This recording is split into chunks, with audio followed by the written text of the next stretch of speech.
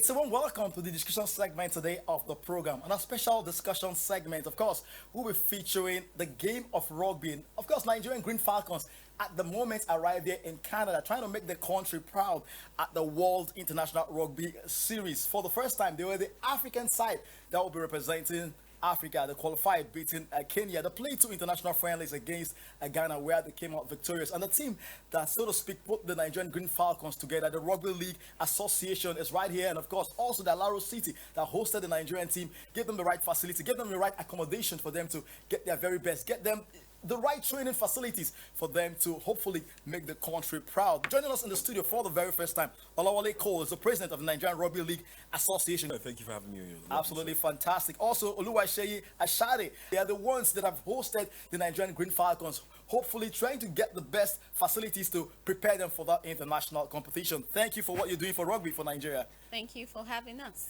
Absolutely fantastic.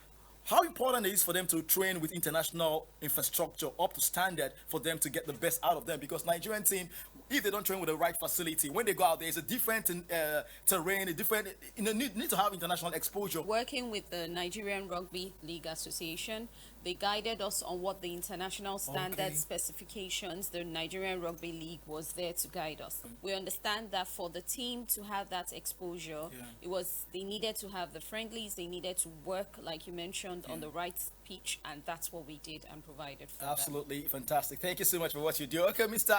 Alawale Cole, now let's talk about the team in particular. Of course, you have to do that friendly match to prepare them for the competition. First of all, I saw your team was a combination of diaspora players and local-based players. Talk about the league, what you've done so far to raise up the team. We were lucky when we started Rugby League in 2018 because you already have Rugby Union in Nigeria for the last 20 years or so.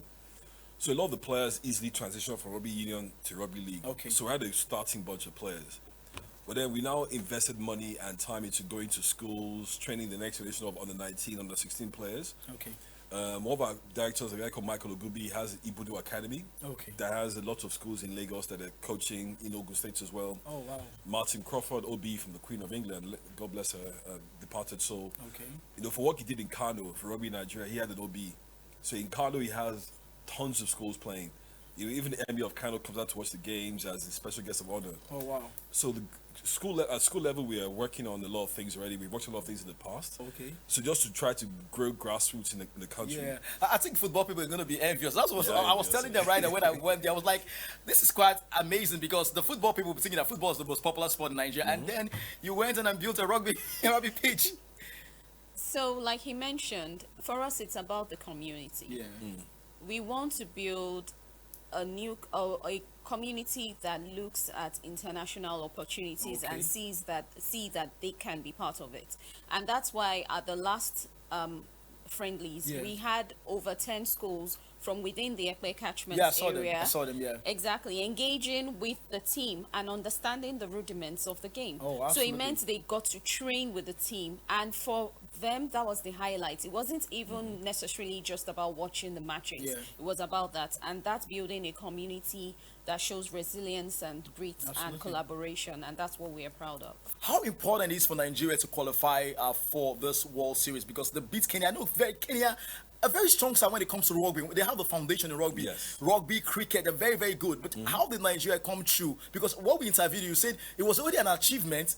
You said it was already a historic moment for the Nigerian side to even qualify. It's historic for one major reason. The fact that this is the first African team to play in the Rugby World Series. Which is historic. So it's not African and Middle East. Because we're part of the NBA and Africa region. So we are representing, the hopes of all African loving rugby league loving countries and Middle East as well.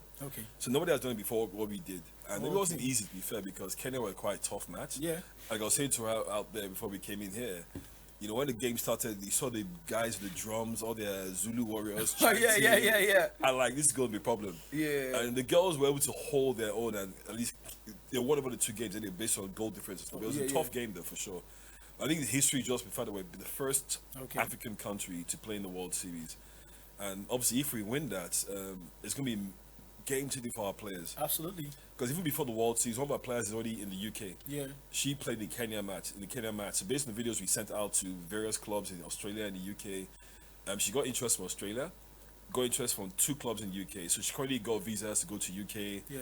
So we flew out from UK to Canada, Seth. Oh, wow. These are our local-based players. Yeah. You know? So already when she played her first game in the UK, the chairman of the club told our coach Bolu that we have more of these girls back in Nigeria. I said, we have loads of them back in Nigeria. Yeah. So a lot of people are watching these games.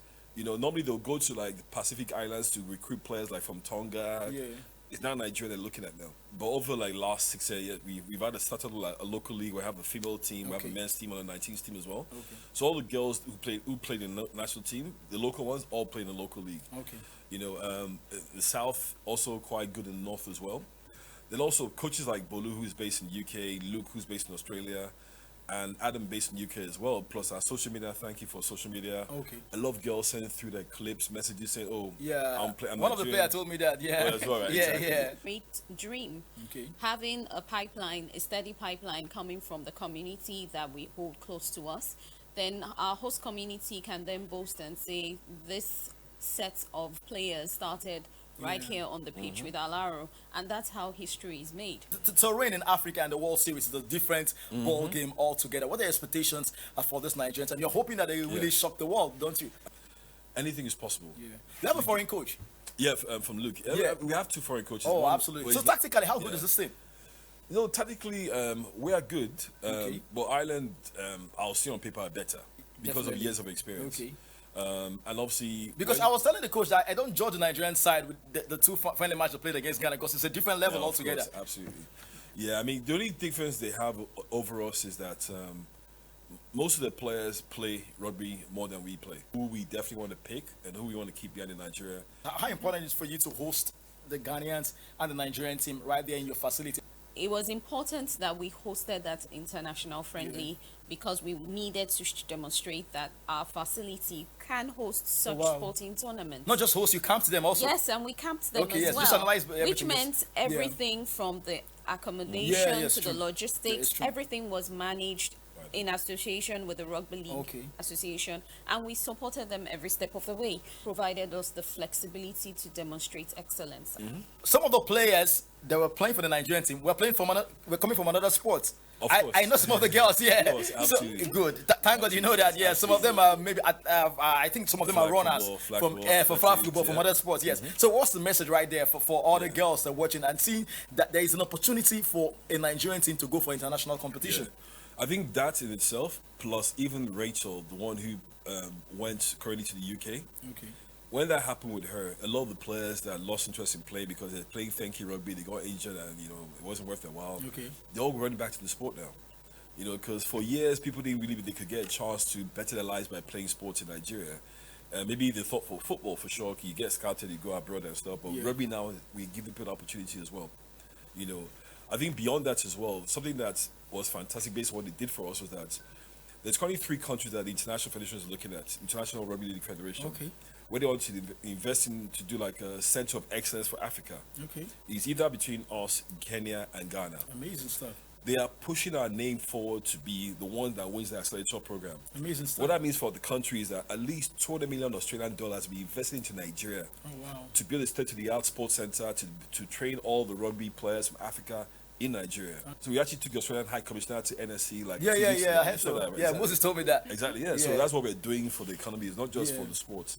For the future of the Nigerian economy, relationship with Australia. Are you running a proper league now? Yeah. The girls are from different clubs, different parts of the country, or they are only based in Lagos. How does your league run? The league is based in Lagos, Delta, and the North, where we have some from Kano and some from Abuja as well, and Kaduna and Zaire.